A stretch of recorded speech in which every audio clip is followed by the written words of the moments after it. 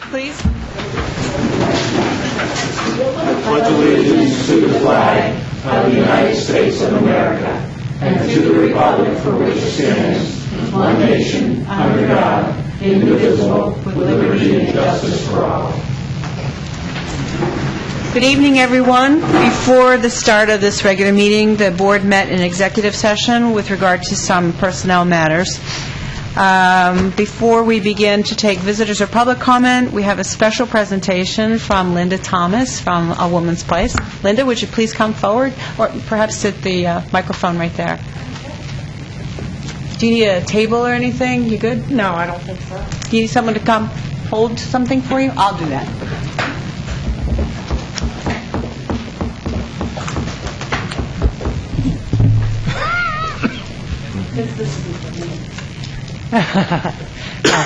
I'm Linda Thomas. I'm from A Woman's Place. Since 1999, when the grant to encourage arrest was first awarded to Bucks County and helped fund the first response team, the collaborative partnerships of the Bucks County Police Departments have been an integral part of the work being done. The first response program began with Bensalem Police Department and was quickly followed by Warminster. In time, the partnerships expanded to include all 42 police departments working with first response program of A Woman's Place to ensure that victims of domestic violence receive safe options and support at the time of a domestic incident. Ultimately, more victims attend and cooperate through the criminal process, which enables the criminal justice system to hold perpetrators of domestic violence accountable. This invaluable work could not happen without the strong partnerships between A Woman's Place and the Bucks County Police Departments. In 2005, in direct response to a series of domestic homicides that occurred, a domestic violence fatality review team was convened by the District Attorney's Office. Just one piece of that recommended work that came out of that convening was the task of developing and implementing a risk assessment tool, which helps to determine the level of danger a victim of domestic violence has of being killed by her partner. 1 in 3 women, 1 in 4 men, and 1 in 3 teens are victimized in their lifetime. Couple that with the danger that police officers are put in each time they respond to a domestic call, and there is no denying the importance of doing everything possible to assess and mitigate the risk. Of course, a risk assessment tool is yet another thing that police officers have to be responsible for. So we certainly realize that by asking departments to take this on was huge. That these departments, there were 13, agreed demonstrates their leadership, their innovation, and their tireless commitment to truly protecting and serving our communities and dedicating themselves to building a society where all individuals can flourish and be safe. Please join me in thanking and recognizing Doylestown Township as one of those 13 original police departments that utilize the risk assessment tool for victims of domestic violence. We'd like this award, and then also what was received was a senatorial award and recognition for the work being done to those 13 police departments. Thank you. So I'd like to present this.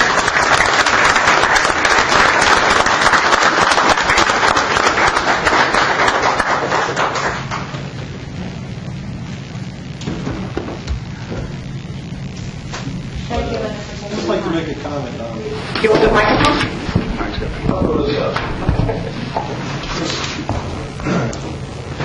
Since Linda took the time to come out here and recognize us, I'd like to thank NOVA for all they do for us.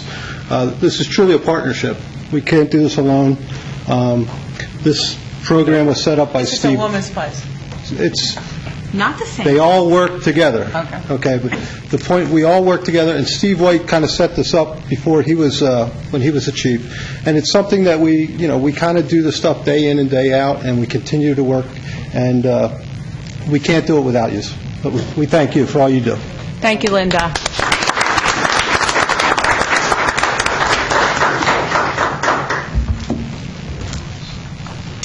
Okay, visitor public comment. I know we have at least one. Would you care to take the microphone? Please identify yourself by your name and your street address. Ernie DeAngelis. Woodcrest, live on Woodcrest Lane in Pebble Hill. We just want to make a couple comments here, and we have a petition. I know you're already moving, and you started working on this property at 160 Woodcrest. It's been 3.5 years, and we're very happy with the steps that have started. And but there are still issues, and I think we're here to find out, what is the next step. Just to name a few which you're aware of, the grass or weeds is 2 feet high. The pool is a major health issue. The downed wires need to be removed. And there are the house, and I guess basically, besides the health risks, the house is starting to fall apart. And it's been a long time in coming. Now, I appreciate the start. That was a very good start. And I know you're aware in the notification. So the next question is, now that they've been notified, when is something going to happen as far as the lawn cutting and something done to the house to make it look appropriate to the neighborhood?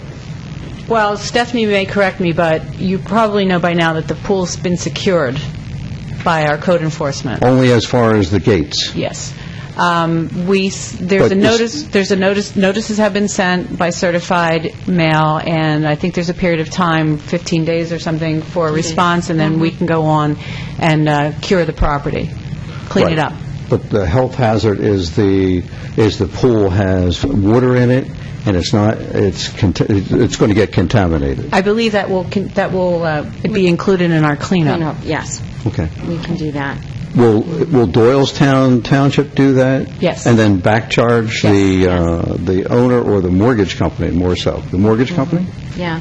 I know our code enforcement department has been working on this. I guess we're tracking various mortgages in a month. It got transferred like 3 or 4 times, so it's that part was a little dicey in terms of tracking it down, but we were able, with some assistance, to contact, I guess, the quote owner and notification, and got permission to be on the property for what we've done so far, and they have 15 days, and if nothing's done, then we can take further action through our Public Works Department. Mm-hmm. We've secured the property at the moment. The propane tanks were removed. I saw that, yes. And they were double-checking with PECO on the electric line, and then we'll take whatever additional action we need to further clean it up and secure it.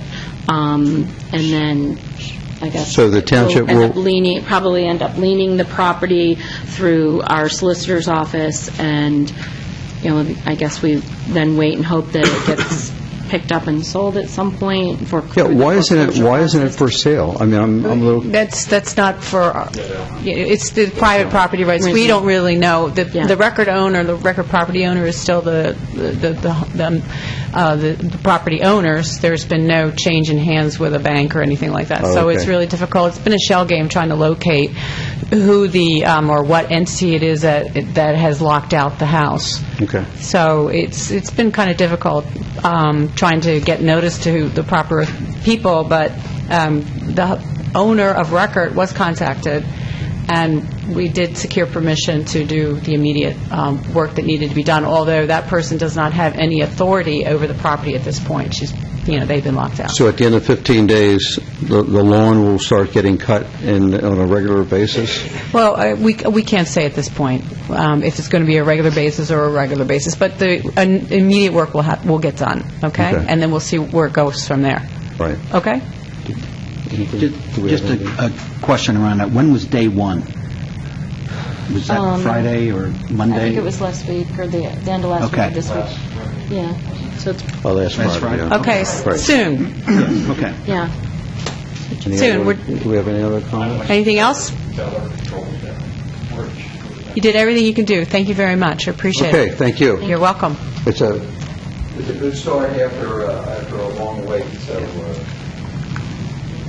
Are you done? Is that it? Okay. Any other public comment at this time? Please. Can you take the... Can we reserve it until after the presentation about the Grasso track?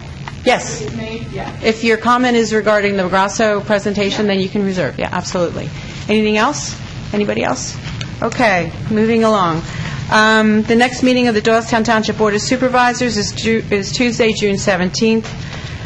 2014 discount park tickets are available. You can purchase them through the administrative offices or doylestownrec.com. Fishing Derby, June 15th, rain or shine at Peace Valley Park. Contact our offices for details. Sounds of Summer concert series begins on Wednesday, June 25th at Chapman Park. It's free, of course. Performance by Amy Black, and the concert starts at 7 p.m. and there's no notices required. The next item on the agenda is looking for approval of the minutes of May 6, 2014. Just one correction. On page 5, under the, under the bids, it says the guardrail bid to Lawn Fence Company. It should be Long, L-O-N-G, Long Fence Company. Thank you. Any other corrections? Is there a motion to approve of that correction? Move to approve. Second. Thank you. All in favor? Aye. All right. Pass 4-0. I'd like to just take a minute before we move on with the agenda to make a couple personal announcements. Mr. Colello is a grandson again. A grandfather again. My heart was palpitating there. Grandfather again. You have a little boy. And Ryan Mannion gave birth to a boy last week. His name, of course, is Travis. And Mr. Snyder has family here from Colorado. Yeah. Raise your hands. Yeah, welcome. And I have family from Colorado. My brother Phil watching on television tonight. Hi, Phil, and family. So I have no new children, so we'll just move on. All right. Next item on the agenda is the North Branch Watershed Association. They need another board member, and it was maybe suggested that we get somebody from the EAC, a member of the EAC, right, that you guys might want to suggest and nominate for this position. I'm not quite ready to nominate somebody right now. No, not right now. But we'll take care of it. When you have a full complement on the council. Yeah, well, I'm working with Ray. Ray is aware with this issue, so okay. I want to talk to Bob Showalter as well, see what the expectation is, and we'll take care of it. Excellent, thank you. All right, we'll table that for now. All right, wait to hear from the EAC. Yep. Report from the solicitor. I have one item tonight, Madam Chairperson. On your agenda is your consideration for authorizing the advertisement of a new peddling and solicitation ordinance for the township. The one that's currently in effect probably goes back to the 50s or 60s. And the new one, basically, if you're inclined to recommend it be advertised, includes the following general principles. Number one, it provides a list of definitions as to who a peddler is, what peddling is, in part. It requires that anyone who's engaged in peddling and soliciting must secure a license. It talks about the fact that the fees are fixed by the board from time to time by resolution. It sets forth a process by which the police department will review applications for licenses. It sets forth the requirements of that license, including vehicles, what you're going to sell, fingerprints, all that sort of thing. It provides for a reason for the denial of the license. It also provides that the chief, upon application and grant of the license, will provide to the peddler or solicitor the list of persons that have requested to be on the no solicitation list so that people can't come to somebody's door who doesn't want to be bothered. It also provides for the suspension or revocation of the license. Now, it does provide that certain things are exempt from licenses, which is nonprofits, insurance brokers, volunteer fire companies, political folks, anyone else who has a First Amendment right, farmers selling their produce, persons running for office. In addition, it talks about where the license is to be placed, and it also sets forth the times when they can engage in solicitation. They have to do it between 5 and 9, 5 p.m. It can't be between 5 p.m. and 9 a.m. They have to go to the primary residence address, entrance, and if they have a no solicitation sign on the door, they cannot go to the door. There's a penalty for aggressive solicitation or peddling provided. It talks about where vehicles are parked, use of sidewalks. It talks about the chief being required to supervise the activities and violations and penalties. So If the board's comfortable with the current version, I would request that you authorize it for advertisement so you can conduct a full public hearing. I just have one question, not that they do it anymore, but would this apply to Girl Scouts? They're exempt. Okay. I make a motion that we advertise the new ordinance, because I think the current ordinance is woefully lacking, and it came as 8 or 9 months ago, we received some inquiries from residents, and we started looking deeper and deeper, and the chief and the solicitor started digging into it, and we found out that the current ordinance did not hold up to current standards. So all I'm suggesting, as soon as this gets passed and advertised, is please go on the website or call here, take a look at it. It's, I think, 6 pages long, and email us, me, anyone, and we're like to get some of your suggestions so that you don't get a knock on the door at 4:30 on a Saturday afternoon from someone in an unmarked car and a T-shirt saying, "I'm here selling blah." So here's your chance. Thank you. So I make that motion. Is there a second? Second. Thank you. Any questions or considerations? All in favor of the motion? Aye. Thank you. So I have, but I'll have comments later in the agenda. Okay. Chief? I would request that the board adopt a resolution before you allowing the Doylestown Township Police Department to participate in the Central Bucks Youth Aid Panel, which has basically been around since the mid-'70s. And it's an alternative disposition rather than putting juveniles into the justice system. Will this be us participating, or do we create our own youth Now, aid we will panel? participate in one that's already formulated. Excellent. Is there a motion to approve the resolution, creating our authority to participate? So moved. Thank you. Is there a second? Second. You want to second that? Thank you. All in favor? Aye. Do you need any help down there? You didn't have to bring a spotlight to it, Barbara, but thank you. I don't think I had to bring us. I think you did it all by yourself. Okay, Township Engineer. Yes. Yes. There was a question at your last meeting regarding the Lair property and a bridge that's on his property. Guess I want to start how I got involved in that. It's about a month and a half ago I got a phone call from Charlie Wright. He introduced himself as a resident of the Doylestown Estates. He said he had a flood zone question. And I said, okay. And he says, he tells me that, a neighbor put in a bridge about 4 years ago, that it's now dammed up. The water's going around the bridge, and it's, flooding his property and killing his trees. And he wanted to know what the township can do about it.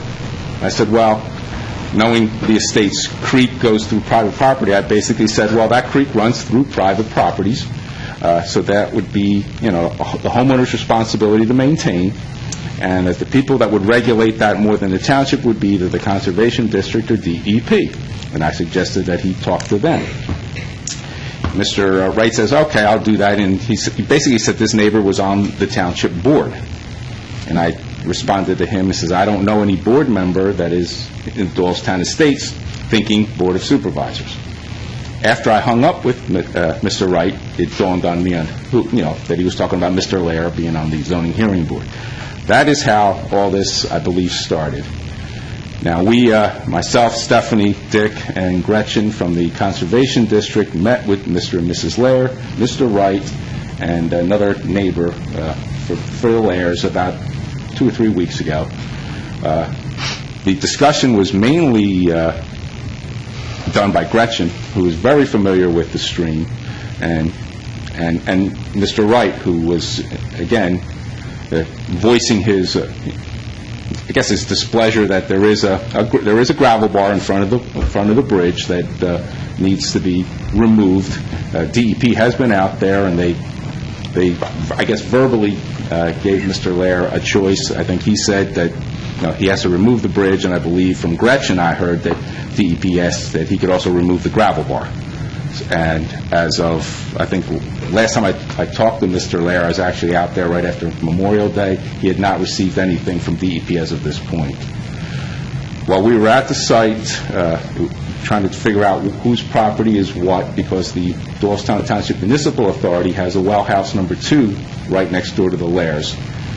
So the authority authorized our firm to go out there and stake the property corners of the well house, and we also put a stake 50 feet upstream of the bridge, because bridge owners are allowed to maintain the stream under their bridge, upstream and downstream, for a length of 50 feet without needing DEP permits. I'm not sure if you still need a conservation district permit, but I know you do not need DEP permits. So we wanted to see the extent of the 50-foot mark. What we found after setting the stakes in there is that, the bridge is on the Lair property.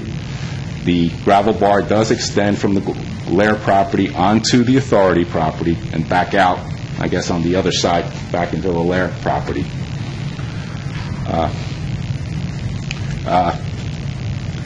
Talking to Mr. Lair, I believe he is thinking, I don't think it's 100%, but he has said he will look at removing the gravel bar from under the bridge and reestablishing the flow under the bridge, because right now there is no flow going under the bridge. It has been basically, I don't want to say rerouted, because as Gretchen pointed out at that meeting, when we were out there, or she was out there a year or two ago, water was already going through this, call it a secondary channel in this area. Mr. Lair also questioned the debris or sediment under the Nicholas Road Bridge. I went and took a look at it. There is some sediment under in the one cell. It's a two-cell box culvert. The lower storms are only getting in one cell, but in the higher storms, both cells would be operating, because it is not totally clogged up. Nicholas Road, that bridge, is one of the ones that PennDOT took over last year during our bridge inspections. That was one of the ones that was turned over to PennDOT so that they can have their bridge engineers inspect it. That bridge was inspected in August of last year. The report noted that there was some siltation under the bridge, but they gave it a priority code 4, which is a very low priority code. Basically, they say program it into your schedule, and the time frame is when funds become available, then clean it out. That bridge is again scheduled to be re-inspected by next August of 15. They will be inspected every 2 years. So I'm sure that, they'll be pointing that out and see if it's gotten any worse, any better. I guess you'll wait for that report. Who's supposed to clean it out?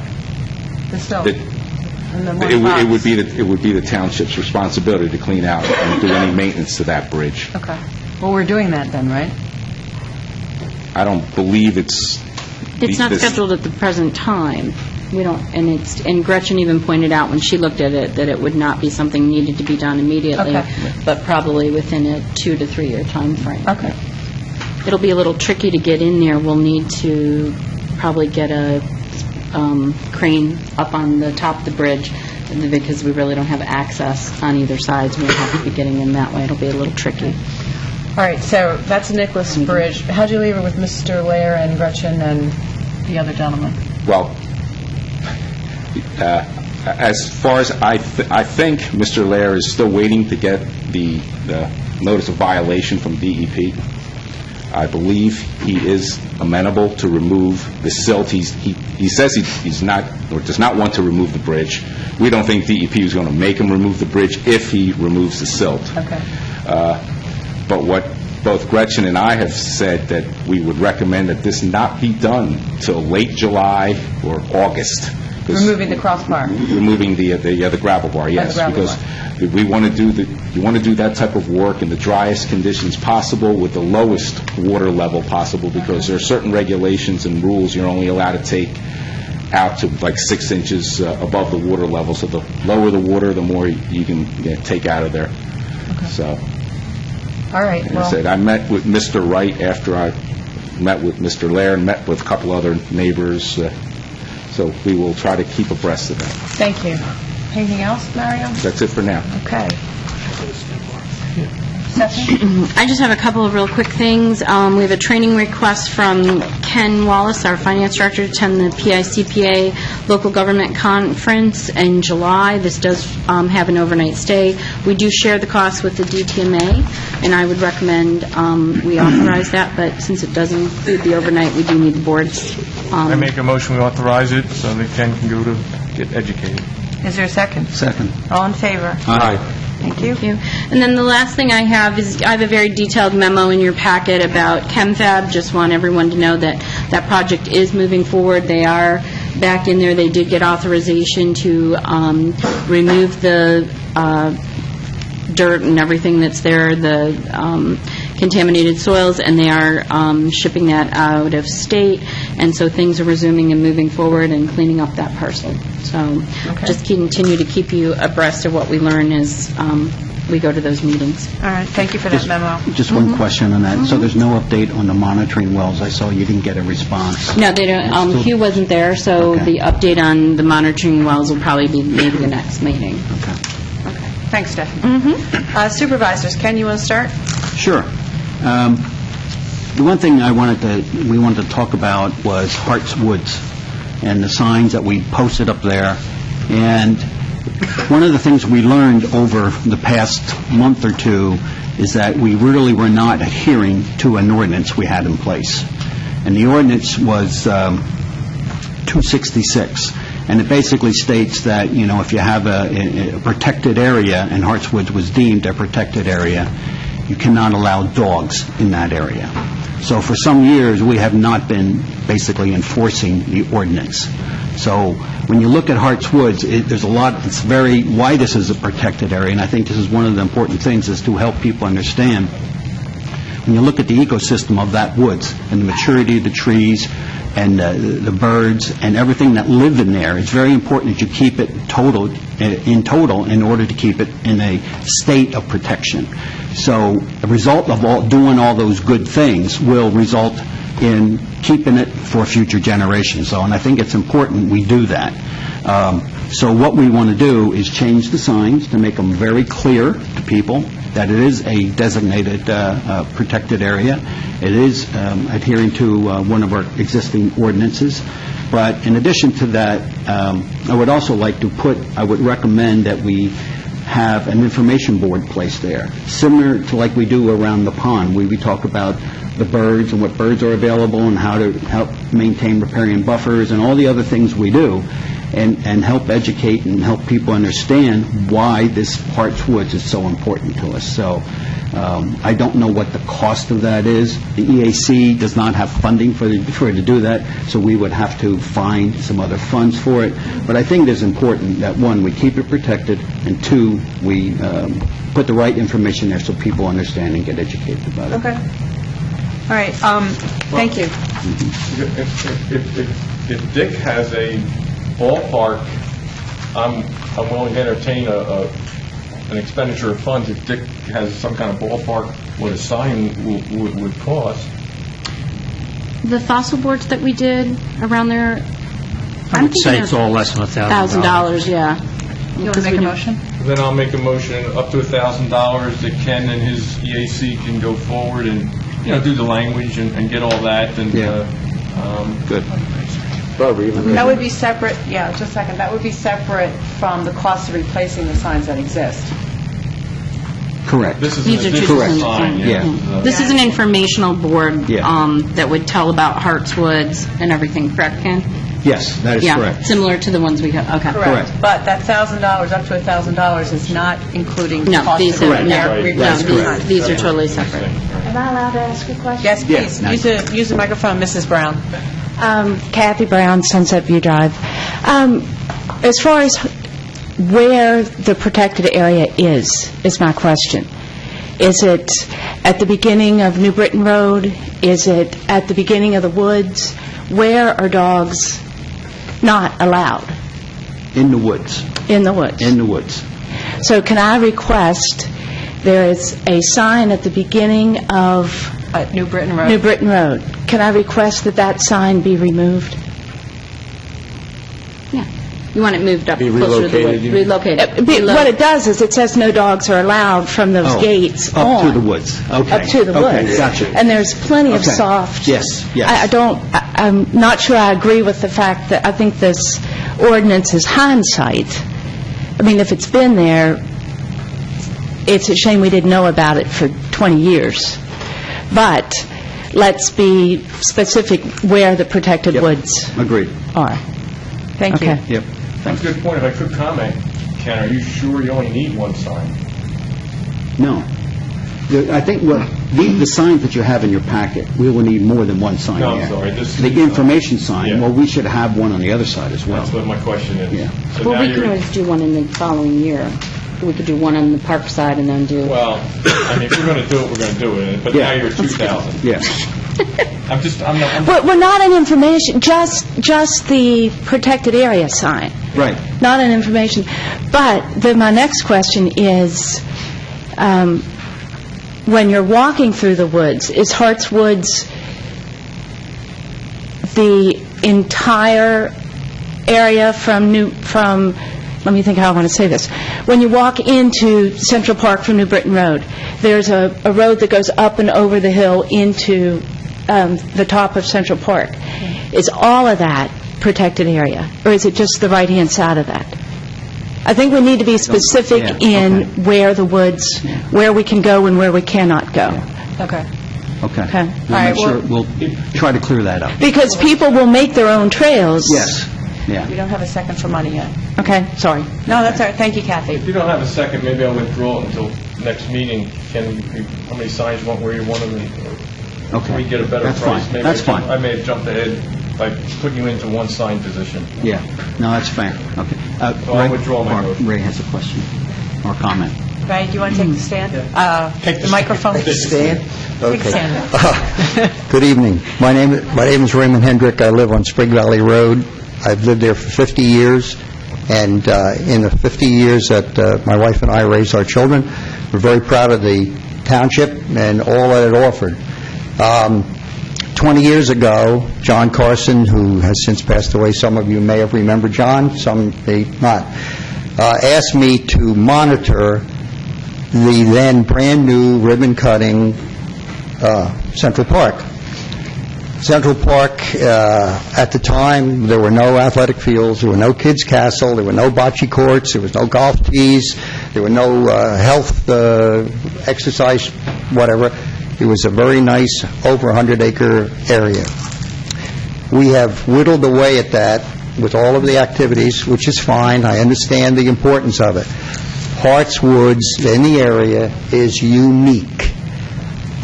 Just recently, I led a walk, which I've done the last couple of years for all residents of the township, through the township park system. We had over 62 species of birds on that count. The people who went were fascinated to see bobolinks, hooded warblers, scarlet tanagers, and the like. I think we could certainly find enough effort to save a pristine area. I'm not against people walking dogs. We have a lot of trails for dogs already. This area is unique, and I believe it should be protected, and without causing any difficulty for anybody, I'd like to see that we stand up and allow that ordinance to stay in effect. Thank you. I have a question. Ray, before you sit down, I have a question for Ray. Ray, can you identify easily enough, since you know the woods so well, from Miss Brown? Is it, do you know offhand, is it all the woods? Is it to the section, to the right? Well, in answer to the question, that I don't want to further throw gasoline on fire, it is the woods, the ecosystem. There is a trail, and I know the trail you're talking about, that comes up over the top of the hill and goes to Central Park. Both of those sides, it's going to be very difficult to convince a wood thrush or a hooded warbler or whatever. You cannot go on that side of the trail, but you can go on that. The woods' entire ecosystem should be maintained. People can walk it. There's trails through it. The dogs are a problem. And a case in point, the Arbor Day tree planting ceremony that we did on April, Ken was digging one end of an oak, I was digging the other end of an oak, putting it in the ground. A gentleman in his late 40s came running out of the parking lot. The leash was around his neck. The dog was running right. I'm not making it up. And I said, "Whoa, and I waited for him to come back because he was faster than I was. And when he came back, I said, you're not allowed to have a dog off a leash. I didn't see any signs. That was the, remark. And he was, antagonistic about it. I believe we got to make it clear, you want to walk, please stay on the trails, but leave Hart Woods pristine. Yep. Thank you. Now, Ray, you know that most dog people I never said that. All right, guys. Please, see, I don't want to... get into that. No, no, but There you are would... some who don't. All right, all right. No crosstalk. I know. Take it outside, you two. My only concern is that the sign itself is not clear on what you're telling us to do. I have some other We'll work ideas, on it. so we'll Okay. work on that. All right. That'll come back. Ken, do you have one other, can you talk about Mr. Brooks?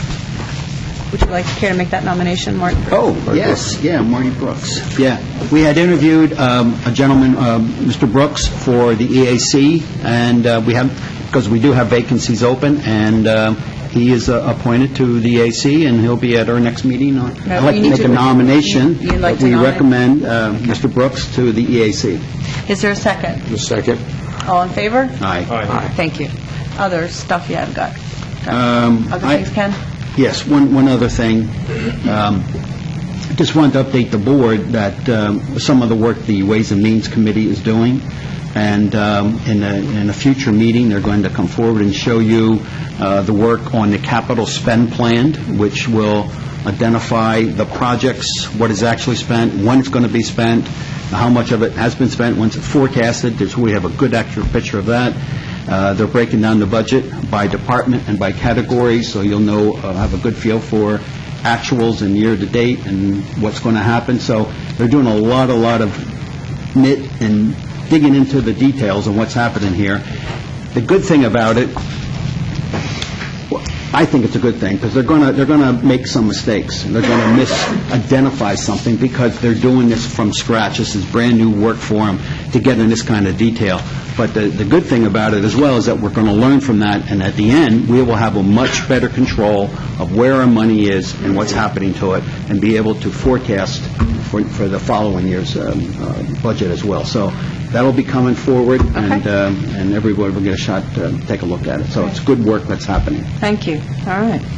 Sean, you have anything? Yes, thank you. Good evening. Just a comment about our last Park and Rec meeting. If you haven't been out to the Kids Castle lately, while it looks like at the moment everything's done, there's still things going on. Take a look at all the beautiful murals that are going up of different businesses and that have contributed and participated in the restoration of it. So they're going around the perimeter of the castle.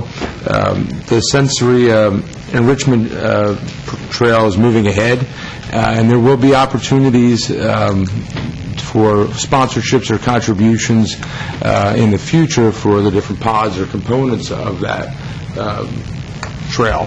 So I encourage you to, if you haven't already learned about it, come to one of our meetings, find out.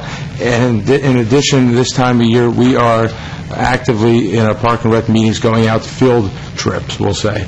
We meet here at the Township Building, of course, where our meetings are held, but then we go out to, we're going through all the park system and visiting each of our parks for evaluations of, status and repair and so on. So if you're interested, if the weather's good, it's a good time to come to our meetings. So, thank you. Thank you. Rick, you have anything? Most of my meetings involve what's on the agenda, so I don't really have anything to get into specific now. I would just like to mention, last time I mentioned about bricks around the murals that Sean mentioned, and I ran out of forms, so I apologize for that, but I brought extra forms. If anybody wants to put a brick for their children, grandchildren, it's going to be right in front of the murals, and it's very eye-appealing. So if you get a chance, go out and look at it. If you want to make a donation and have your children or grandchildren's name on bricks, come up and see me later or get in touch with the township. I'm done. Okay, it was an action-packed weekend for the township. As Sean alluded to, the Kids Castle Mural Arts Program was unveiled on Saturday. It was amazing turnout. There are 43 murals already established, installed, and protected. They're works of art. They are absolutely beautiful. you have to go see. And as Rick said, there's an opportunity for $125 per brick. You can lay out, I think it's probably a $20,000 cost for bricks, but you can have the opportunity to buy as many bricks as you want, and you can name them for whomever you would like. So it's a wonderful undertaking, and I think there's one more mural opportunity. Also on Saturday, with the dog park, Barkminster had its first occasion, and it was a tremendous success, and I suspect we're going to be doing it next year. And then, of course, yesterday was our annual golf outing. It was a beautiful day. We had lots of golfers. I think we raised a lot of money for the park system. So I thank you, everybody who participated. Rick made a lot of hot dogs. Ken played. I ran the beverage cart. It was a lot of fun. So thanks to everyone who contributed, and I think it was very successful. With that, on to more business, the dog park resolution. Speaking of dog park, amendment to that resolution. I was requested to prepare a resolution which would amend your prior resolutions when you established the Dog Park Advisory Board. And what this resolution does, if you approve it tonight, is to expand the membership by 4 additional members who need not be residents of the borough or the township, but do need to be members of the Doylestown Dog Park. And those 4 members will have staggered terms and will have the same rights as all other members in the advisory group. So with that, if the board's inclined, you can adopt a resolution to expand the membership accordingly. Will that work, Kathy? Okay. Is there a motion to approve? Move to approve. Second. All in favor? Aye. She got the ones to be signed. Debbie, do you have the ones to be signed? No, I wasn't given them. Well, you have to make them. No, we usually bring them. No, I don't. We have them. All right, we'll do it. It's not a problem. They're just not blue back, but we usually bring them to me. All right, that's a new business, Destination Peace Valley Trail proposal. This is supplement 1. We have to do, for DEP, a supplemental small project waterway obstruction for the pedestrian bridge, and supplement 1 shared price with New Britain Borough. It's $8,783. Our share is $4,391.61. Is there a motion to approve the proposal, supplement 1? I'll make that motion. Question? Yes. Is this budgeted? Do we know about this? This is something, we're in the process with the grant and everything, so we can... So this is funded by the grant? Yeah. And then, in our match, don't forget, we have our match on there as top of it. So this would come out as part of that, as part of the match part. But it wasn't in this year's budget. The supplement piece is $4,000. Not specifically laid out, no, as part of the project, but we have additional funds from, if you remember when we did the bid and everything from that, there was still funds available for the project. So this would be able to be in there to be able to move this project forward at this time. The money's there. It hasn't been, I suspect, allocated. Yeah. Okay, All right. okay. Is that right? Yeah. Okay. We have it. Got a second now. Thank you. All in favor? Aye. Thank you. All right, next item on the agenda is renaming Butler Avenue to U.S. Business Route 202. There's a resolution that has been presented to us from Lynn Bush, the Bucks County planner. It was presented to you guys. Is there a motion to approve the resolution? I make a motion, we approve the resolution to change the name. Is there a second? Second. Thank you. Any questions? All in favor? Aye. So New Britain and Doylestown have, And New Britain successfully, yeah. and New Britain Township have Yeah. renamed that roadway as U.S. Business Route 202 with the sanction of the Bucks County. Next item on the agenda, township bids for the road equipment rental. Mr. John's memo dated 5/27/14. Do you have any questions? The bid allows for P.K. Moyer. There was the bid for $91,749.45. This allows us, through the funds budgeted for our annual road restoration projects and through our state liquid fuels, to move forward and allow them to work with us to do the road improvements and projects. So this equipment is stuff the township's employees would use? No, they bring it with Comes them. with operators and laborers. Equipment and operators, okay. Yeah. We'll entertain a motion to approve the bid. So moved. Okay. All in favor? Aye. We just have some additional information with that, and it's really just information at this point in time, but the borough's moving forward and doing Broad Street, and as the board knows, we share a couple streets with the borough, and Broad Street's one of them. John, actually, the information in your packet was estimated by their township engineer. They're moving forward with this work this year, and they've provided us what they believe our share would be. They actually went out to bid and provided us with that information. They actually got that, and I gave it to Dick today. It's $56,000. This would end up coming into your budget in 2015. I just want to give you a heads up at this point in time. It's something we'll need to address So we in the budget. budgeted for 2015. But I just want to let you know where it's all coming from, and that when you see the work being done out there, we share the road, and in case anybody had any questions, it'll come out of 2015. Well, I'm looking at, are we looking at the same thing? I'm looking at a bid that Doylestown Township total is $72,300. That was the engineering estimate that he sent me, and they just bid it, and I handed it to Dick. So we have old information We have, here. yeah, we just got it, just faxed over this afternoon, so. So it's now, it was 72, it's now what? It's 50, about 56,000. $56,973.40. Okay. So we'll put that into the 2015 budget. Thank you. I just had some concerns, and first I'll apologize, 'cause I always try to get with Stephanie and Dick before the meeting, so I apologize for short notice, and it was, anyway, I apologize, so, not to put you on the spot, but when were we notified that we were going to have to come up with $56,000 next year? I wrote my memo May 12th, so we just got notification. It was after our program. And I'm going to assume that for a $250,000 project, that the borough knew this in order to put it into their 2014 budget, which meant they knew about this 8 months ago. I'm not quite sure on that, because they had done extra, they had their budget, but then in the paper, John was telling me they had extra work that they budgeted for, and this may be part of that extra work based on the bad winter. So that's my guess. It probably came out of that. I just don't like getting a bill, and say, hey, we're going to do it. Has Dick had a chance to review the specs and/or with Mario to go over what they're going to do on our street and Broad Street? We have not seen that. Okay, I mean, we went through this on North Road, North Street. They went ahead and did some things. We finally got this last-minute stuff. We had to get it re-engineered, send it back to them. They re-changed their... It just seems like we're always the last part of this thing, and that's not the way it should be.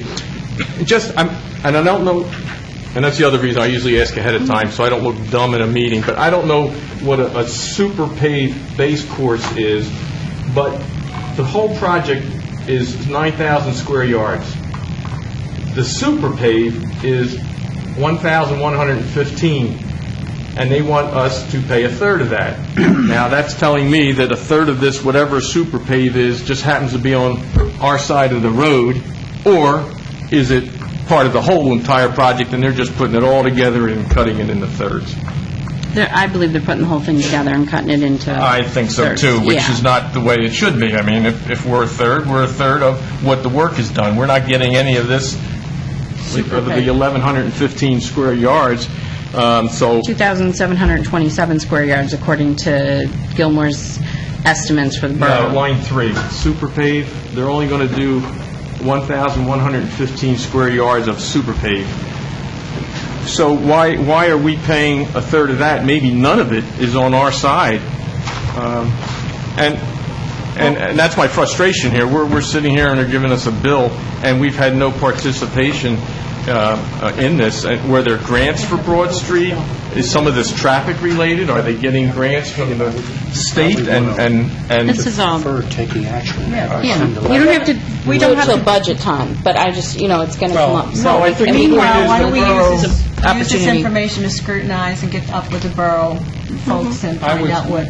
I would suggest you tell Stephanie to send a letter to the borough alerting them that you're not going to commit to this until the specifications and plans provided to the township and the appropriate allocation of costs is demonstrated. You might as well put them on notice immediately so it's not after the fact. We agree with that? I second that. Yes, we all agree with that. All right. Got it? Good. Thanks, Dick. Thank you. I apologize again. No, that's fine. That's fine. Good stuff. Good stuff. Next item on the agenda, land development for Delaware Valley College tennis court facilities. We're requesting a waiver. Before the board is an application for Delaware Valley College requesting that the board waive land development with respect to the construction of 6 tennis courts and related improvements on tax parcel 9-7-42. The plans were prepared by Taylor, Weissman, and Taylor, and they were dated April 30, 2014. And I have a enumerated list of conditions if the board's inclined to waive land development. It's been reviewed at staff. I think it went to the Planning Commission as well. Yeah. And I think the Planning Commission recommended a waiver of land development as well, subject to conditions. So I assume that this young man is from Taylor, Weissman, and Taylor. Is that right? Correct, ma'am. Would you identify yourself, please? Yes, my name is Mark Thompson. I'm a project engineer with Taylor, Weissman, and Would Taylor. you provide a brief description of what the college intends to do, and then I'll go through the conditions, and you can say whether you agree or don't? Sure. Like I said, I just stated the college is preparing to construct 6. Can you move everything towards that microphone before they yell at us from the back room? I can talk from here, sure. The college is proposing to construct 6 hard surface tennis courts internal to their campus. It's in their existing athletic facility now. They have a baseball field to the west, a softball field to the east, and they're using the area to the north as a soccer field. In addition to the 6 tennis courts, they're also proposing to construct about a 1,200 square foot building that would be used for public restroom, and storage. They are proposing to construct lights at the tennis courts for collegiate use. They're the lowest light levels that are allowed by the NCAA for intercollegiate use, and that's what they're going for. The light poles will be 50 feet high, which is higher than your ordinance allows for lights. So there would be one waiver from the zoning ordinance for that. Well, we can't grant a waiver. Is it a zoning or a subdivision? I'm sorry, it's Salvo. You're right. I'm sorry. We do intend to comply with all the review letters. We are proposing a bioretention basin to collect the runoff generated from the site. We will be submitting, or we have submitted a permit to the Bucks County Conservation District and a NIPD's permit because we exceed the limits there, so we will have to comply with all those regulations in addition to that. The board was inclined to grant the waiver. It would be the following conditions: compliance with the Boucher and James report dated May 14, 2014, compliance with the Michael Baker Jr. report dated May 16, 2014, compliance with the Pickering Courts and Somerset report dated May 14, 2014. Next, compliance with the Bucks County Planning Commission report dated May 14, compliance with the Pannoni report dated May 13, receipt of all permits approved by agencies having jurisdiction, including Conservation District, payment of all township expenses related to the application, applicant to execute a waiver of land development agreement in the form satisfactory to the manager and myself, execution of stormwater controls and best management agreement, and to waive the sourdough restriction on the height of the lights in accordance with the request noted on the plans. Do you agree with those conditions? Yes.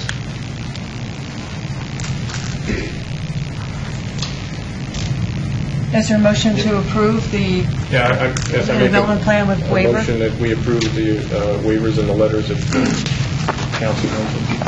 Second. Okay. Any questions, concerns? All in favor of the motion? Aye. Thank you. Thank you. You're good to go. Thank you. Chalfont New Britain Joint Township, Chalfont New Britain Township Joint Sewer Authority waiver request. Before the board is the application for Chalfont New Britain Joint Municipal Authority. This is Phase 3, requesting the waiver of land development with respect to the construction of certain additions to its facilities on its site. The plans were prepared by CKS Engineers. They were dated March 5, 2014, and were last revised May 7, 2014. The project relates to tax parcel 9-7-10-1. I believe the Planning Commission recommended approval of the waiver of land development as well. And I have a list of enumerated conditions, but Mr. Nolan. Joe Nolan will go through, just show you briefly what the additions are. They're all within the confines, basically, of the complex. I noticed you didn't refer to me as young man. I didn't, because you and I are contemporaries. You're right. Thank you, and I appreciate you considering this waiver request. Again, my name is Joe Nolan. I'm the consulting engineer for the Chalfont New Britain Township Joint Sewage Authority. As Mr. Garton indicates, this is the third project that the authority has undertaken over the past 10 years to make improvements to the wastewater treatment plant, which is located on Upper State Road, just north of Alms House Road. We did meet with staff, township staff, and went over the project and asked them if the board would consider a waiver request for the work we are doing under this project. They did request that we prepare a plan, which we did prepare. Briefly, what we are doing is adding, if I may flip this around.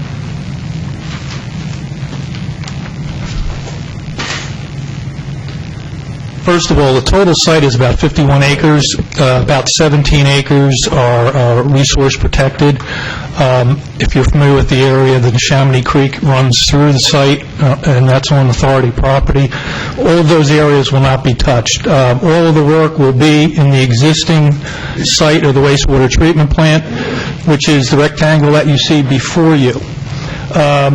It's really very minimal disturbance and additional impervious area is going to be added by this project. It's approximately 5,000 square feet. We're going to be adding a covered area to store dried biosolids during the winter months. We do have a silo that you probably see. That silo, unfortunately, not many farmers are taking dried biosolids in the wintertime, so we do have a case where our production exceeds the need. So we are proposing a covered area to store those biosolids and get them out of the weather. We're also proposing a small structure to house a new filter that we are installing to filter the flow from the final clarifier. That's about 15 feet by 18 feet. In addition, we're adding some paved areas to the site.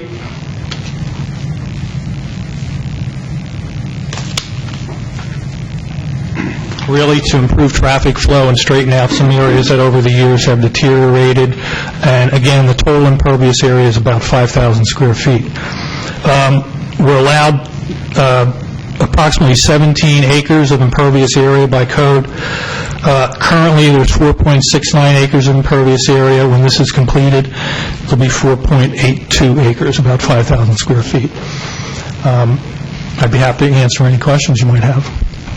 The board was inclined to grant the waiver be subject to the following conditions: compliance with the Boucher and James report dated May 19, 2014, except as noted by Mr. Kelso at the Planning Commission, as noted in the minutes, the bike trail is not part of this project, nor is anything required as far as this particular application.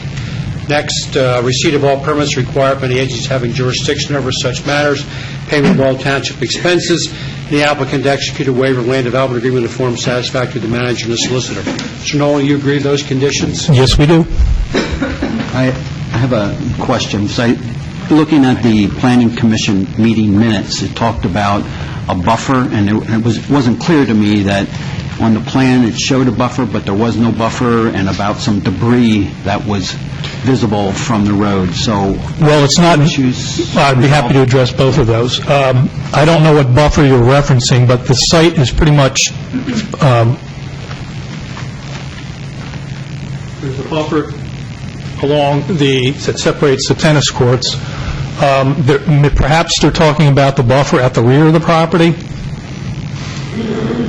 Where the Del Val property is. Right. It's along Upper State Road. There's scrap metal, there's washing machines, there's tires, and Mr. Schmidt, I think, was going to take care of that. I realize that's not what you're here for. No, but I'd be happy to address it because obviously it did come up at the Planning Commission meeting.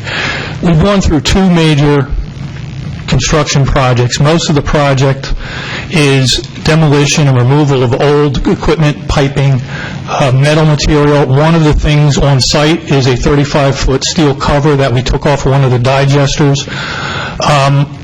All of this is left over from those two contracts. The authority, an attempt to salvage that material, is in the process of selling that for scrap. There's a significant amount of money in scrap metal, and the authority is doing that. And all of that will be removed prior to the start of Phase 3, because we're going to be working in that area. So all of that material will be removed, but it's remnants and leftover from the projects that we're currently in the process of completing. Do you agree to remove the debris pile prior to the start of Phase 3? I'm sure Mr. Schmidt would agree to do that. Well, you got to say yes on the record. Yes, All right. we do. Thank you. The buffer, I'll address that as well. There was a row of pine trees that was shown at the rear of the property. If you're familiar with the property, there's an extreme hill. Del Val College plows that back field all the way up to the fence. If we put that row of trees in at this point, we'd probably eliminate 30 or 40 feet of plowable area that they're currently plowing. The authority, because really the buffer doesn't buffer from anything because it's a field, didn't put those trees in at the time to let Del Val maintain their fields. And the bike and hike trail has all been delineated? It's not on this part of this application. They've already swapped with the township, if you remember, the area for the... Right. But there was an issue in the planning commission that's been addressed? Yeah, Tom Kelso said it doesn't relate to this side of the Excellent. project. Right. We're good with that. All right. Thank you. Is there a motion to, did you delineate the... I did. issues already? Okay. Yeah. Is there a motion to approve? Move to approve. Second. All in favor of the motion? Aye. Okay, good. Thank you very much. Penn Color, revised preliminary land development plan. Penn Colors filed an application seeking preliminary land development and subdivision approval as it relates to tax parcel numbers 9-4-50, 9-4-49, 9-4-48-2, 9-48-24, 9-48-25, and 9-9-84, which constitutes approximately 7.33 acres. Plans propose to consolidate tax parcels 9-4-48-2, 9-4-49, and 9-4-50 to form Parcel A. The plans further propose to reconfigure the existing lot 9-48-24 and the parking lot 9-48-25. The new design will be comprised of Parcel B, which contains an expanded and safer designed parking lot, and Parcel C, which contains the existing single-family residential use. The access driveway for the residential use will be realigned. Tax map 9-4-84 is to be split between Parcel B and Parcel C. Plans were prepared by Carter Van Dyke, were dated November 7, 2013, were last revised April 14, 2014. Your Planning Commission recommended approval subject to certain conditions. Mr. Rice is here just to sort of go over with the board what's envisioned. I have shared my script of conditions with him in advance, so they won't come as a surprise. Correct. I'm Jonathan Rice with Grunbean and Thatcher. I have Mark Hittenlang, who's the engineer on the project, and Steve Berger from Carter Van Dyke Associates with me in case there's any questions tonight. Tonight we're actually asking for preliminary final subdivision and land development approval, the land development being the improvements that are going to be made on the parking lot. This grew as a result of a desire to improve the parking lot, and it was determined that there were uses overlapping on some of these individual tax parcels. So it made sense to clean that up and combine the tax parcels. Actually, I think one of the tax parcels may have even gone through the warehouse or the office building. So that's what we're trying to do, is clean up the property as far as the property lines go, and also improve the parking lot to upgrade it and make it appear better. That's it? That's it. There's no new improvements other than repairs and improvements to the parking lot. There's no new buildings, none of that kind of thing. That's correct. And lot corrections. No lot corrections. The Plan Commission recommend approval, and I talked to Mr. Snyder. He said there are no more planning issues associated with this, so preliminary final would be appropriate. The conditions would be compliance with the Pannoni report dated May 29, 2014, compliance with Boucher and James report dated May 29, 2014, compliance with the decision of the Doylestown Township Zoning Hearing Board rendered on September 20, 2013, including compliance with any conditions.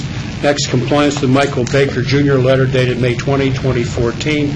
Next, compliance with the Pickering Courts and Somerset Review letter dated May 20, 2014. But you do need to decide if you're going to accept any rights-of-way along the adjoining properties in the event PennDOT does not. Mr. Canales, do you have a recommendation? I believe the township should take the right-of-way if it's dedicated. The portion of one of those roads is actually a township road. I believe it's Old Dublin Pike north of the other road. That's actually a township road. So I would recommend at a minimum to take that. Keep our road, you mean? No, take the ultimate right-of-way. Take the old, yes. But you recommend we should take it not only for that, but for the state road, too? If the state does not take it. I'd agree with that. Yes. All right, that doesn't need a motion. Okay. Is there a motion to... No, I'm not done Oh, you're yet. not done yet? Beg your pardon. I still got a page and a half to go here. Give me a moment here. Sorry. You mean to rush there? Board of Supervisors has been requested to grant 8 waivers from the SALDO, which is supported by the Planning Commission. Waiver in the provisions of Section 153-11 related to tree protection area being 15 feet from the trunk. Next, provisions of Section 153-20C10 to show existing features within 400 feet.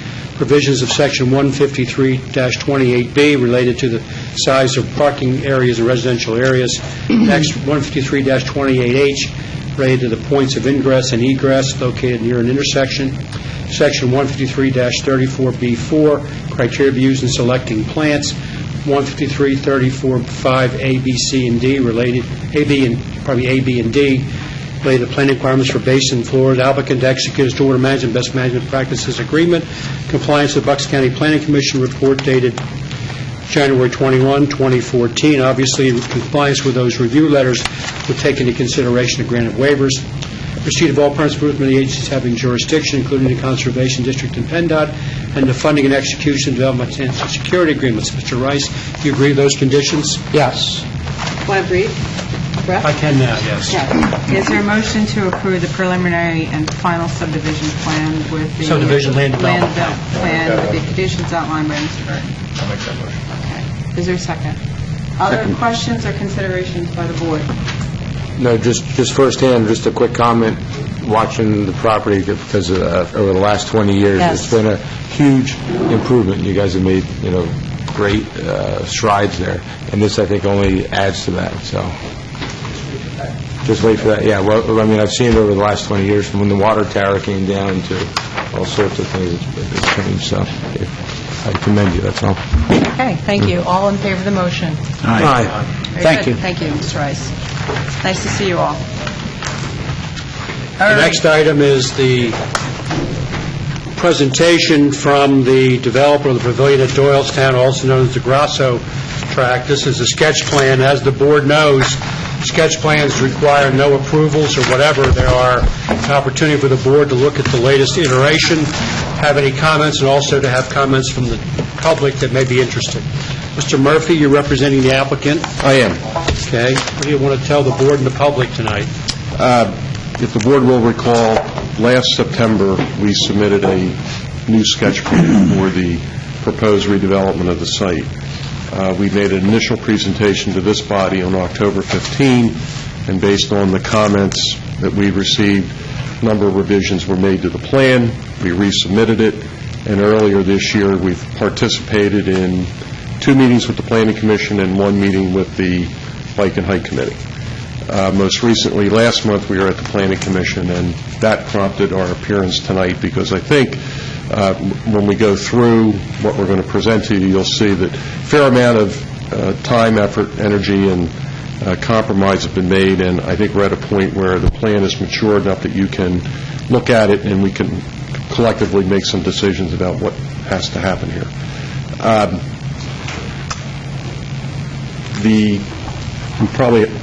I can't see that, maybe other people can. We'll put one on the easel.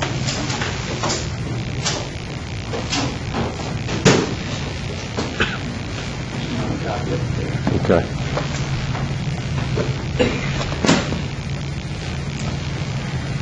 In the last 8 or 9 months, what's happened is that the plan has continued to be refined. The basic sketch plan that you saw last October remains. There still is a cluster of individual buildings, retail, located principally in the C commercial portion of the site, but portions of the buildings are also located in the light industrial district, which is in the rear of the site. I think everybody understands that there is a CBS that's proposed at the corner. There had been a lot of conversation about the size of it. Current plan shows the 10,000 square foot size, which was what the prior litigation that I wasn't involved in resulted in a decision that that would be what it is. So CBS has agreed to reduce the size of the building. They are going to do things internally, like either have a basement or storage area inside, but the footprint will be the 10,000 square feet.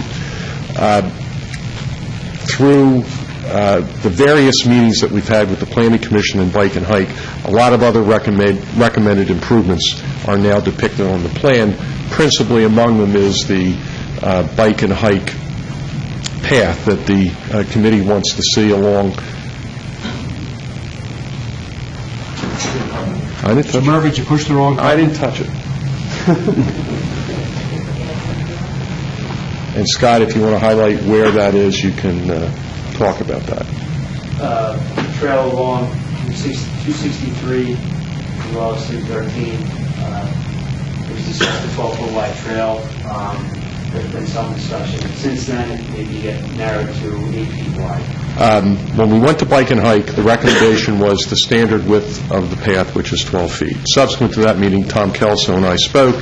Tom indicated that he had, I think maybe even discussed with your staff, the fact that the Bike and Hike could live with an 8-foot wide path.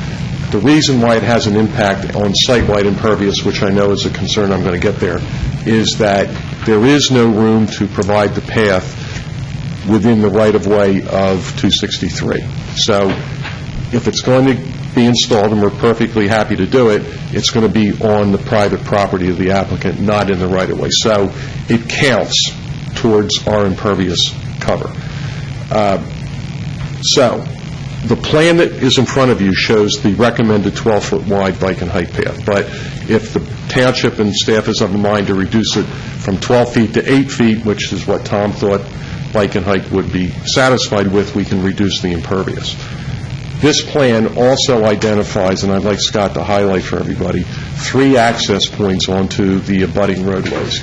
There is a right-in only access off of Swamp Road 313. There is a full movement signalized intersection on Route 263, and there is a ingress-only access shown on the plan from Rogers Road. There has been a lot of conversation at the several Planning Commission meetings about Rogers Road access. That issue, again, creates additional impervious for us. We are prepared to accept whatever recommendation Township makes, whether we install it or not. But the current plan shows it being installed because from its earliest conception, the sketch plan was recommended to include that access. And, you know, perfectly happy to have that conversation, but we're agnostic as to how it turns out. But again, if we don't do it, it will further reduce the site-wide impervious. The plan also shows parking stall sizes at the ordinance required 10 by 20. If there was a mind to reduce the parking stall size to 9 by 18 or 10 by 18, we can further reduce the impervious. Today, the plan that's in front of you, that includes the 12-foot wide path, includes the Rogers Road access, and includes the standard width parking stall size, the percentage of impervious is at 50.1%. If we reduce some of those things, we can get to below 45%. And there's various combinations that would not exceed like 47% if we kept certain things. So there is a menu, if you will, of options depending on the way the public feels, the way the board feels about how we would treat each of those design elements. But at present, we are at 50.1%. Now, we've also done some other things to the plan since you saw it last October, and that is continue to try to move the development towards 263. Most recently, we've readjusted some parking spaces to put them in front of the building and not around the rear to try to continue to buffer the residential homes to the rear of the site. In one of the earlier sketch plans, there was some parking around that one building. We've moved it to the front. That, in turn, triggers some relief from the ordinance to permit us to park in the front yard along Route 263 and along Rogers Road in one area. So, and we can talk about the variances that this plan contemplates at your convenience, but distilled, there are probably 7 of them. Originally, there were 12, but we've managed to continue to winnow them down, and depending on how we treat utilities, we may be able to reduce some more. This plan presumes that there will be an on-site well, and there will be an on-site septic system, as well as the typical on-lot stormwater management. There has been conversation at the Planning Commission meeting about whether or not is it feasible to provide for either or both public water, public sewer. We are happy to investigate some of those options further, but we haven't received any direction to do so yet, but we can look at some options to see if that might help address some of the concerns expressed so far. But I think the plan as presented today represents the compilation of the various comments that we've received over the last 9 months. And we've also presented to both Bike and Hike and the Planning Commission some architectural plans. Peter Stanfield, a local architect who's been engaged, is here tonight. We can review with you the elevations that Peter has prepared so far. Scott Mill from Van Cleef is here to answer other questions. And from a traffic point of view, Phil Worst is also here to answer questions about access points, status of PennDOT work, status of PennDOT permits that have been previously issued, the lack of a permit that I believe the synagogue sought for a signalized intersection at Rogers Road and 263. So I think that's probably a summary of where we are. I'm happy to review specifically the variances that this plan contemplates at your convenience, but that's where we are. That's where we were last September and where we are tonight. One of the questions or comments came up at the Planning Commission was about the impervious surface. Right. And I'm looking at the meeting minutes from that Planning Commission. It said the current impervious surface was 59%, not 50. So where's the discrepancy? That calculation, Ken, presumed that there would be 3.66 acres of 3.09 acres of woodlands, which is what your ordinance would otherwise require to be preserved. This plan doesn't preserve that much woods. Okay. So when you add that back in, then it is the 59. We have treated it only for the acreage that we are actually preserving, and that's one of the variances. Okay. Yes. I just had one question before you turn it over to the residents. I just want to make sure I heard it right. One of the big issues was obviously impervious surface, but it was also public water and public sewer. Are you saying that is now back on the table? Internally, not with the township. We've thought about ways to try to deal with that. Not in the fashion that people tried to deal with it years ago when you were going to run a mile or more to try to get connections to public water, public sewer. There potentially could be an intermunicipal way of doing that with an adjacent municipality, but we haven't gone there because we don't know if that's something that the township would even entertain. So just wanted to clarify, because I thought you were pretty adamant before that you were absent that we are going to, we have to deal with what we have, which is on-lot water and on-lot sewer. But if there was a opportunity to investigate something further, we'd be happy to do it. Okay. The bike and hike path What was the impact on the placement of the building of the CVS store with the addition of that? Did that Moved it shift? back we've had to move it back a little bit, because up until the introduction of the path, we had some stormwater management in that area. Now everything's had to be pushed back a little bit to accommodate the bike and hike path. That's what in turn triggered everything being pushed back further to the residential end, and that's what triggered our redesign of the parking to get it in front of the building, so that we tried to compress things further. But yes, everything's had to be shifted back 10 to 12 feet to accommodate that. And I don't want to rehash stuff that you went over in the Planning Commission if there has been no change, but because some of the other big issues, one was stormwater runoff and what you're doing there, and the trees. Has there been, if the answer is no, that's fine, but I mean, has been any other thinking or work done on those two main areas? Not anything new on stormwater, but on trees, I think the total amount of new trees between what your ordinance requires and what the resulting litigation from years ago required is somewhere a little less than 400 new trees to be planted in that principle, the open area between the rear of the buildings and the common boundary line with the residential property. So.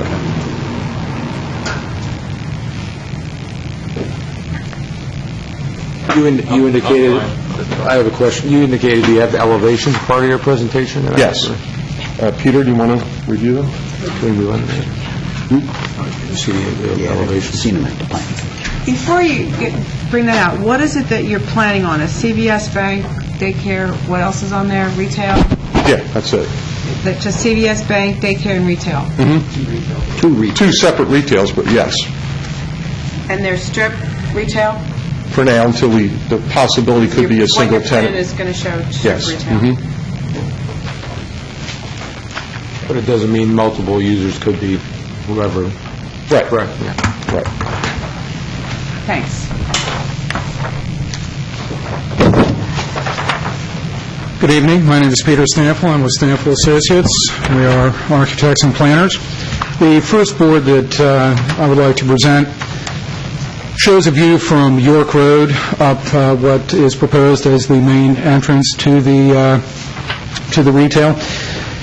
On the left-hand side, you can see a center for approximately, we're showing 5 different stores. Again, the tenants haven't been selected, so the number hasn't been determined at this point.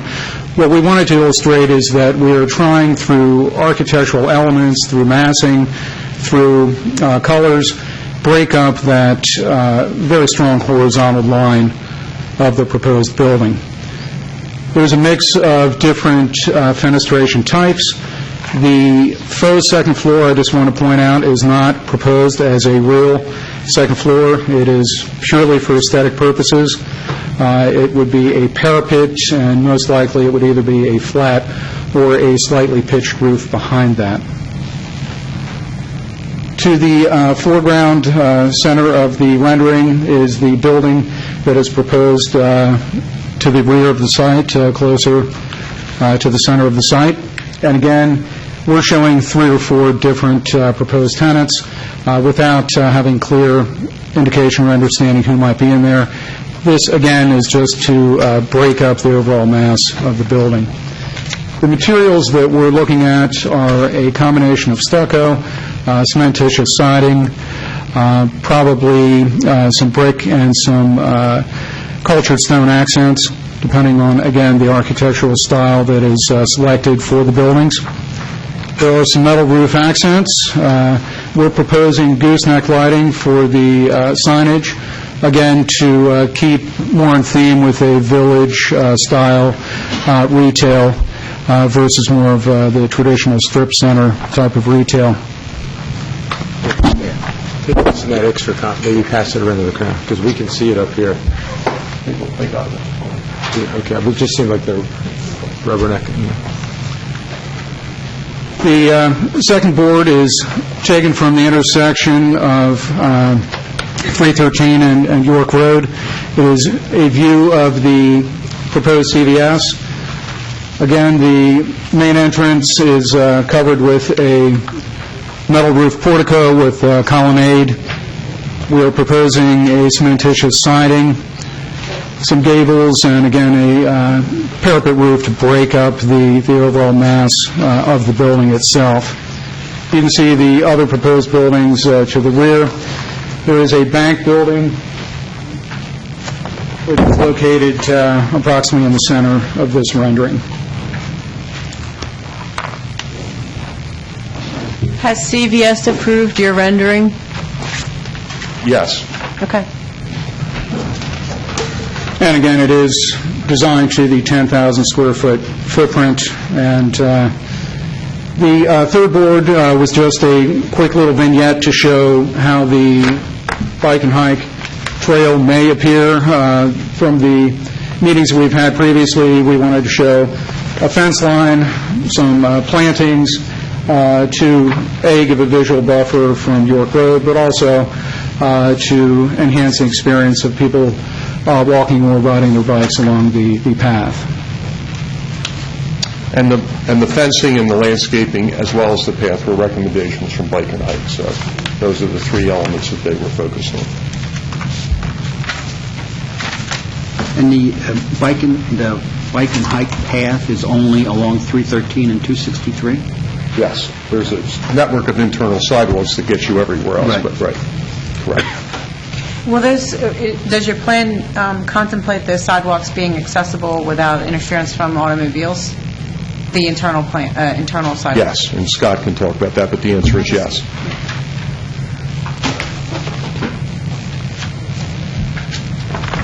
So what's the total square footage of all the buildings? The 10,000 for the CVS, 3,000 plus or minus, probably no more than 3 for the bank, 20,000 for the larger retail building in the rear, 24 plus 12 for the daycare. 24. 24. Okay. Slightly less than 50,000, Madam Chairman. Can you tell me, again, you said 20,000 for the one retail, 24 for the second retail? Yep. And then 12. how much for the daycare? 12. 12. 10? 10.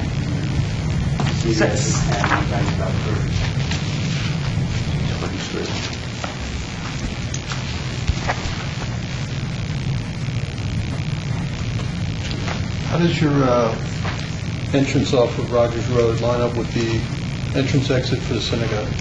It's directly across from it now, as we had been requested to provide it. Phil, you want to just comment about access points and status of permits so everybody knows what's been permitted, what hasn't been? Sure. So out of the synagogue, you can't make a left turn, you can only make a right turn. So from the right turn, you can go straight across to the entrance, the proposed entrance of the... Correct. If you leave the synagogue, you could go straight across through the center and come out of the traffic light at their main entrance. It's one way in, as it's proposed right now. I believe we have it built as you couldn't... 21 feet wide. It's wide enough to make it 2 if the township ever wanted to make it 2. Right now, it's designated for ingress only to exit at the signalized intersection. And painted that way. Right. Is there emergency access road as well, in and out, or is it that's to serve for emergency exit?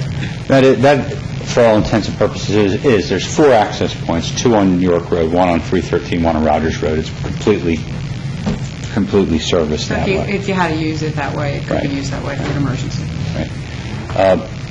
There's York Road is going to be completely widened for left turn lanes into the site, and a left turn lane onto 313, both northbound on York Road and southbound on York Road, which you don't have right now. So to me, that's a huge safety improvement, because right now you have to make lefts from the passing lane. So that's going to be incorporated into this as well. And that's always been on the table also as far as as discussions with PennDOT and the township over the years. So it's a big improvement.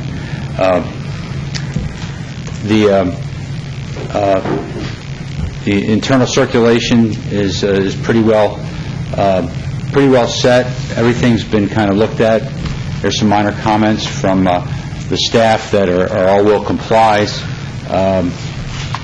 and the status of the PennDOT permits. This had a PennDOT permit from years ago, and we're in the midst, and as this gets further along, getting together with the township staff and PennDOT to kind of iron out any specifics associated with the need to revise that permit.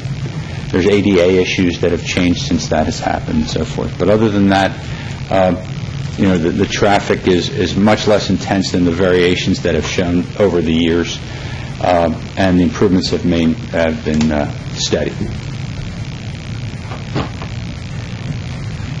How do you base the timing of the lights onto 263 from the shopping center? What are you going to use to base that on? I have a feeling if you're basing it just upon the people that are using your plaza, and then all of a sudden you get an influx of people using the synagogue exiting on there, is that going to mess up your signals permits?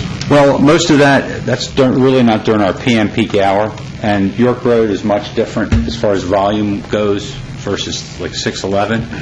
But we're going to have them interconnected between 313, the site driveway, and at Edison Furlong. Those smart ones? They'll be the smartest we can get at the time. So right now, the rage is adaptive signals that change automatically.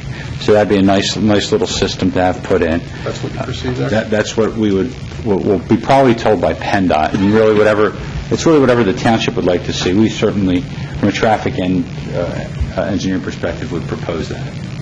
So if you're northbound on 263 and somebody wants to come out of the CVS, the traffic stops?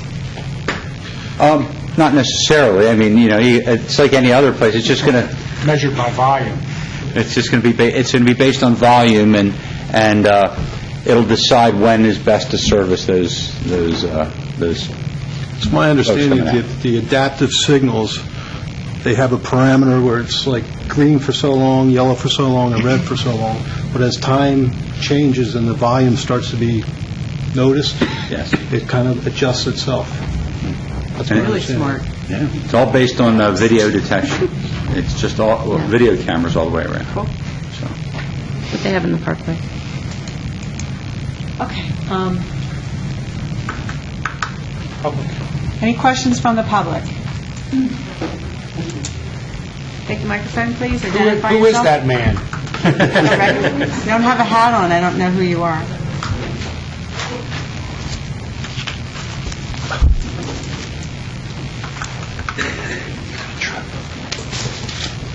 James Bingler, 29 Turkey Lane, Furlong. Scott,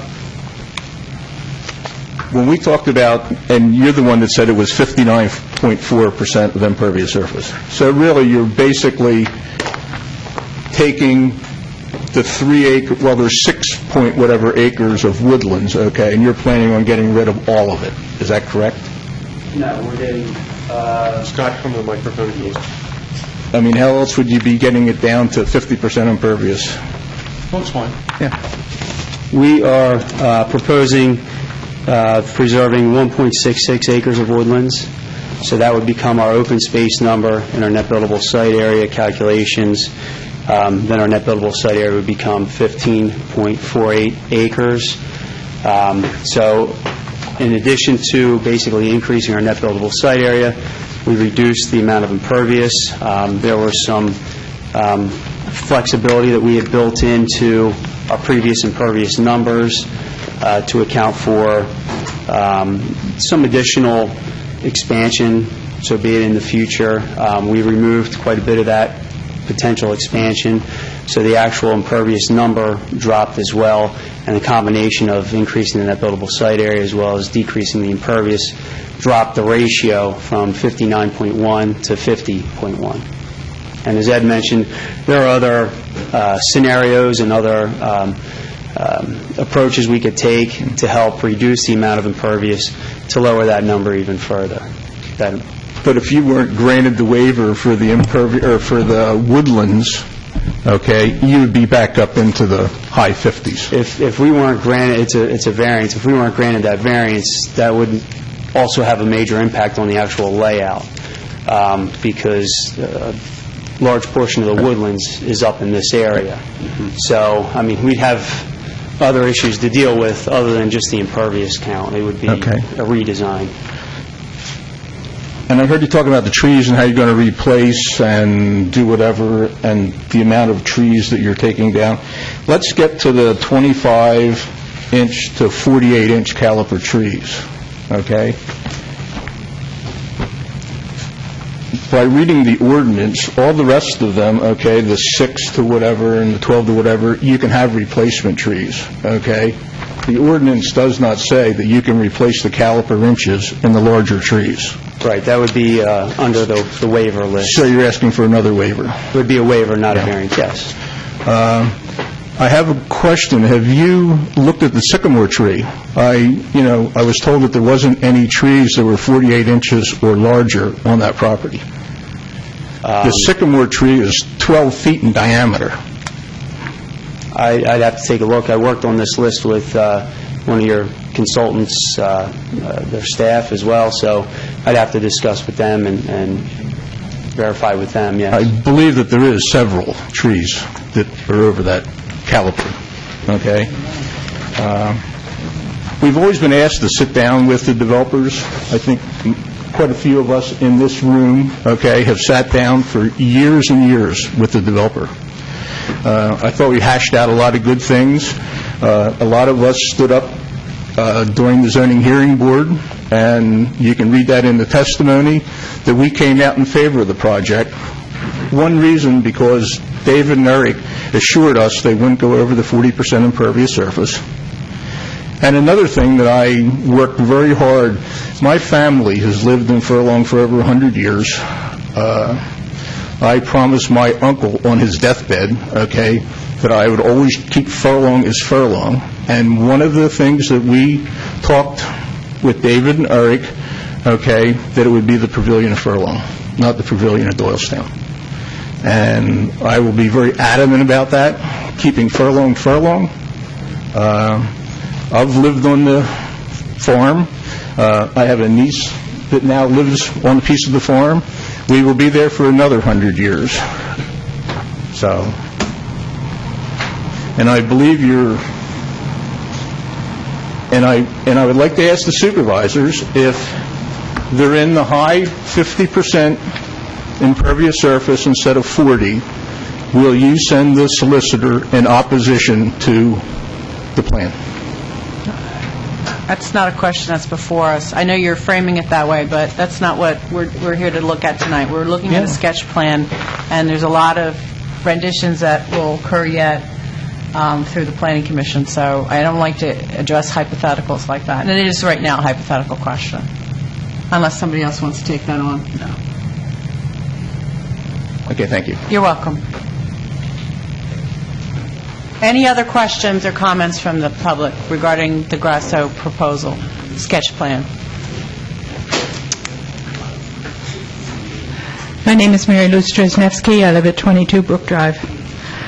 I have a list of questions, and the first thing I would really like to say very sincerely to these gentlemen here, most of you appear to be working on this for the first time.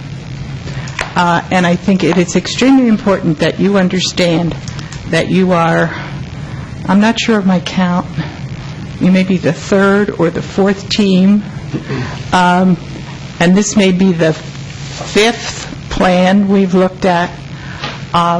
We started out with a supermarket.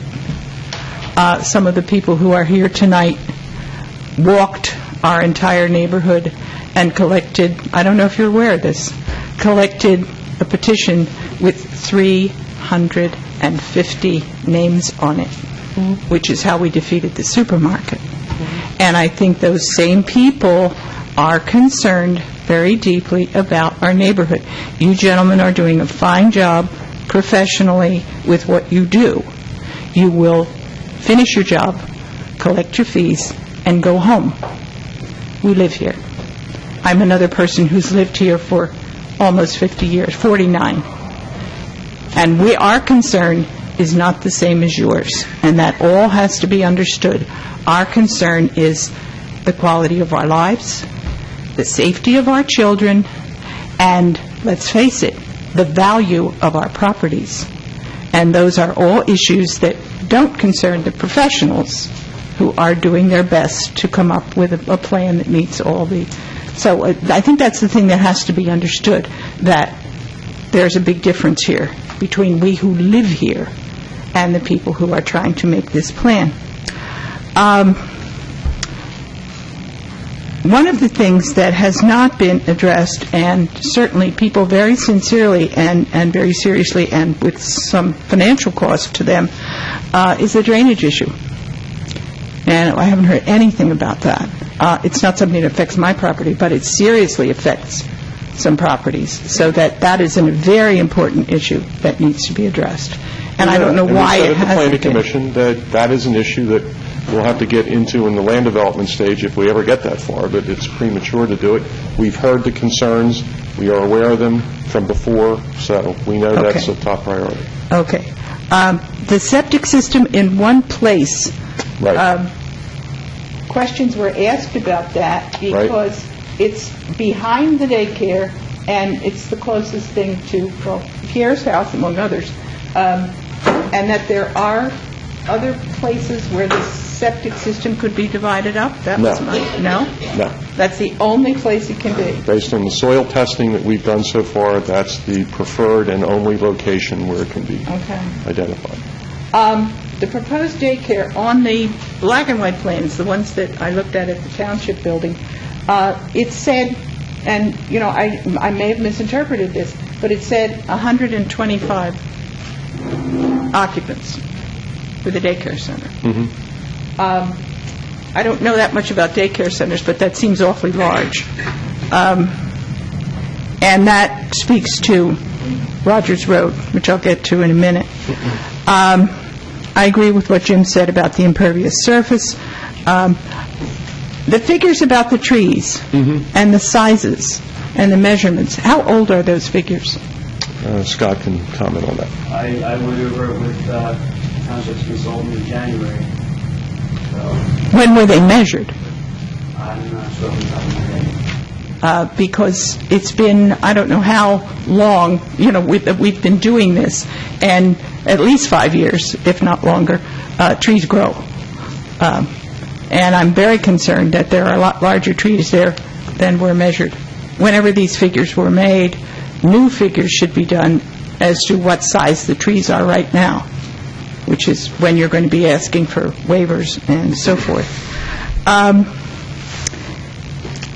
The whole idea of the road that goes in from the temple, how far is this going to be one way? It looks like it's two-way here.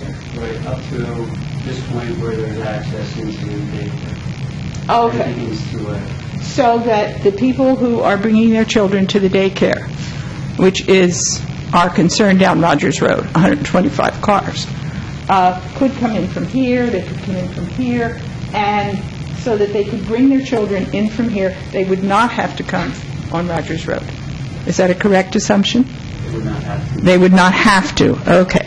And that is one of my big concerns. We've had a speeding problem on Rogers Road ever since I can remember.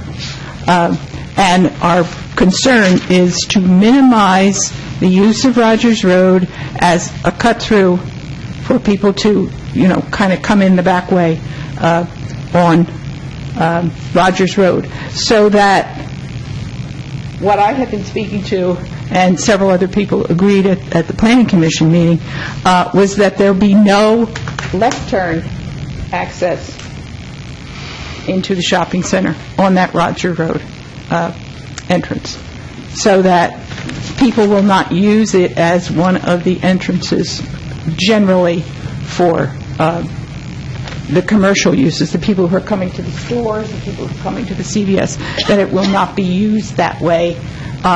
In addition to 125 people coming in to the daycare center, in addition to the people who are coming into the daycare center at the temple. So that the whole idea of limiting that is simply to preserve the neighborhood quality. You previously expressed that, and as I said tonight, that issue is not one for us to decide. It's for the township to decide. Well, And I guess the last thing is the hike and bike path, which is, it's going to be on 263 and on 313. And then what happens here and here? It stops. It stops. So what are people supposed to do? I've never understood that. I mean, I understood the idea of making sections of the hike and bike path when it's feasible to do that, when you have the opportunity, like you have it here. But that when you're setting it up in a place where there probably isn't anywhere else to go with it, I have a problem with that. There's a little teeny hike and bike in front of the temple, which goes absolutely nowhere. And I don't see any possibility for it to go anywhere unless you're going to go up Rogers Road and take 12 feet off the front of all those properties. Well, the Bike and Hike Committee discussed that when we made our presentation, and they're aware of those limitations. They know that there's no right-of-way and no easements from private property owners to extend it further, but as you intimated, the idea was, if we have the opportunity, we should install it now at no cost to the township, so that's what we're doing. I don't see it going anywhere in front of the church or any place. I mean, I'm not against the bike and hike path, but I do think we have to be practical about the township's money being put into it's not the township's things money. that don't go anywhere. That's always puzzled me. Well, and the last thing is, we've talked about the left turn on Rogers Road, and after that, several people said to me that they have been seeing, and this is not an issue for you, this is an issue for the township, that they have been seeing numerous people making that left turn onto Rogers Road. Out of the temple. From the temple. And I keep recalling all those meetings we went to when the temple was being built, and the people from the temple kept assuring us over and over, we want to be good neighbors. I don't think good neighbors ignore regulations. And I would like to request that the township get with the leadership at the temple and ask them to remind their members that if they want to be good neighbors, they should be adhering to that. Thank you. Okay, thank you. Anybody else?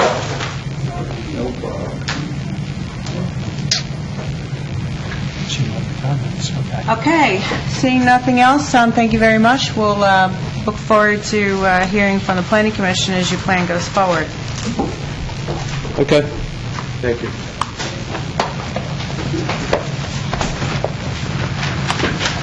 Meeting with Jim Bainers that morning, and I was there.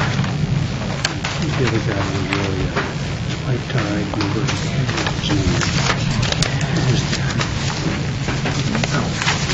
All right, the next meeting of this Township Board of Supervisors is Tuesday, June 17th. The discount park tickets are available for 2014. You can buy them here, or you can go online and buy them at dawstownrec.com. Fishing Derby is June 15th, rain or shine at Peace Valley Park. And you can contact our office here for details and to register. Sounds of Summer Concert Series begins on June 25th. That's a Wednesday. First concert is at Chapman Park. It's free, starts at 7 o'clock, and the performance by Amy Black.